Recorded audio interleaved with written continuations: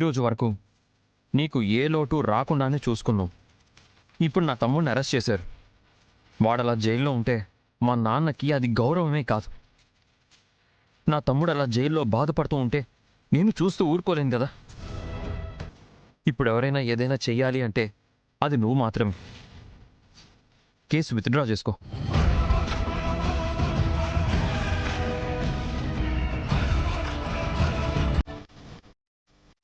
మీ అన్నయ్య అంటే నీకెంత ఇష్టమో, మీ అన్నయ్య చనిపోయినందుకు ఇప్పటికీ నువ్వెంత బాధపడుతున్నావో నాకు తెలుసు దుర్గా.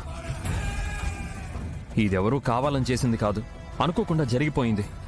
అనుకోకుండా జరిగినా అన్నని పోగొట్టుకుందే మేమే కదా.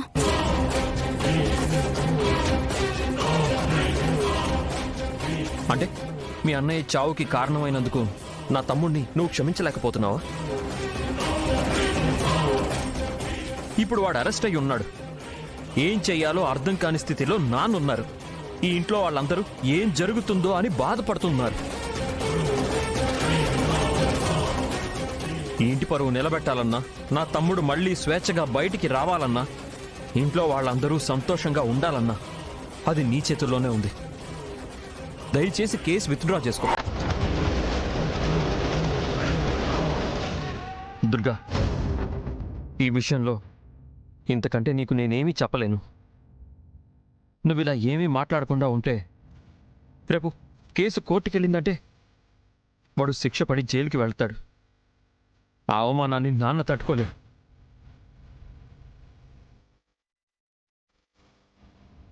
నా తమ్ముడు అలా జైల్లో ఉంటే నేను ఇక్కడ ప్రశాంతంగా ఉండలేను.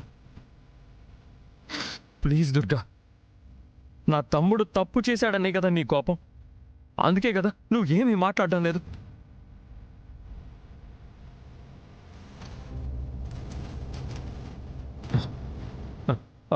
అసలు అసలు ఏం జరిగిందో నీకు తెలుసా?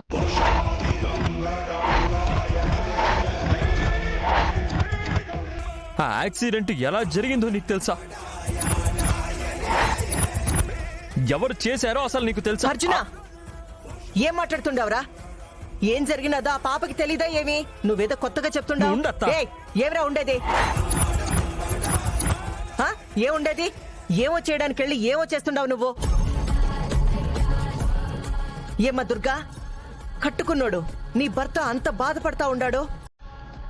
మీరు కష్టపడకూడదని నిన్ను ఇంటి కోడల్ని చేసుకున్నాడు మా అన్న. నేను కేసు విత్డ్రా చేసుకుంటే చాలు కదా, చిరంజీవి బయటకు వచ్చేస్తాడు కదా.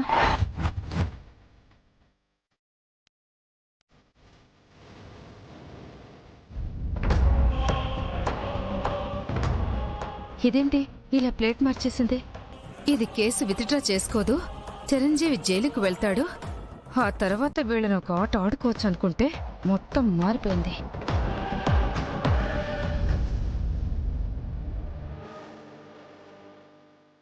అమ్మ విజయ, మనవాడికి పోయి కేసు విత్డ్రా చేసుకునేసరికి చాలా టైం అవుతుంది.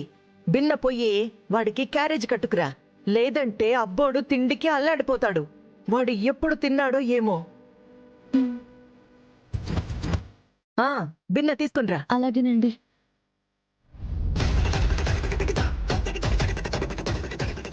అక్క మనసులో చిరంజీవి మీద కోపం ఉందన్న విషయం నాకు తెలుసు. ఇప్పుడు తనంతట తానే కేసు విత్డ్రా చేసుకుంటాను అంటుంది. నిజంగానే చేసుకుంటుందా, లేదంటే ఇంట్లో వాళ్ళ సంతోషం కోసం అలా చెప్పిందా? చిరు, చిరు, నిన్ను బయటికి తీసుకురావడానికి మీ అన్న మీ వదినతో మాట్లాడుతుండాడు. ఈ లోపు నువ్వు తిండి తినాలి కదా అని ఇదిగో నీ కోసం క్యారేజ్ తెచ్చినాను. హలో, ఏంటది? ఇది స్టేషన్ అనుకుంటున్నారా లేదా మీ ఇల్లు అనుకుంటున్నారా? మీ ఇష్టానికి మీరు క్యారేజ్ తీసుకొచ్చారు. తప్పే ఉండది. బిడ్డకి ఓ ముద్ద అన్నం కూడా పెట్టుకొని రయ్యేమి. ఈ లోపు ఎట్టాకు తెచ్చి పెడతావు కదా, అదేదో నేను తెచ్చి పెడుతుండాను. అదంతా కుదరదు, వెళ్ళండి. అదేంటి సార్ అలా అంటారు? ఇంత దూరం తీసుకొచ్చాము, కావాలంటే చెక్ చేసుకోండి. మీకు ఏమైనా అనుమానం ఉంటే. క్యారేజ్ ఇవ్వడం కుదరదని చెప్తున్నాను కదా, తీసుకెళ్ళిపోండి.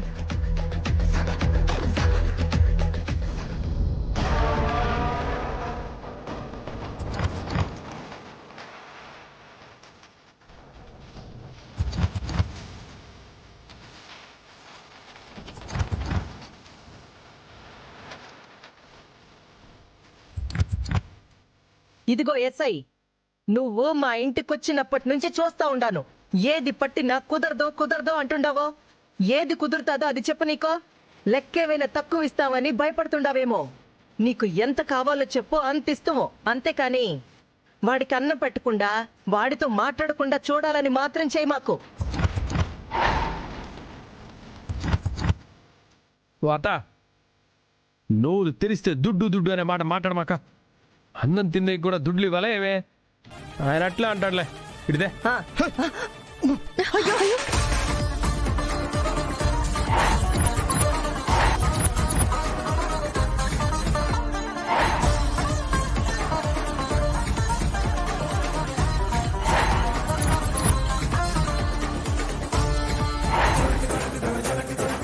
రాయ్ చిరు, ఏమండి ఏమండి ఆగండి. ఇందిరా నువ్వు చేసుండేది. చిరు, రాయ్ నా మాట వినండి. చిరు వదిలేరా. రేయ్ వదలు వదలు చిరు వదులు. వదలరా ఏమండి? వదలరా. తెస్తాను రా.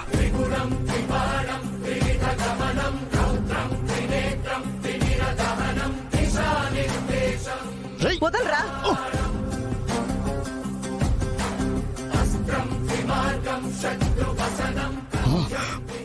నా కాలరే పట్టుకుంటావురా, నీ అంతు చూస్తాను రా. ఏ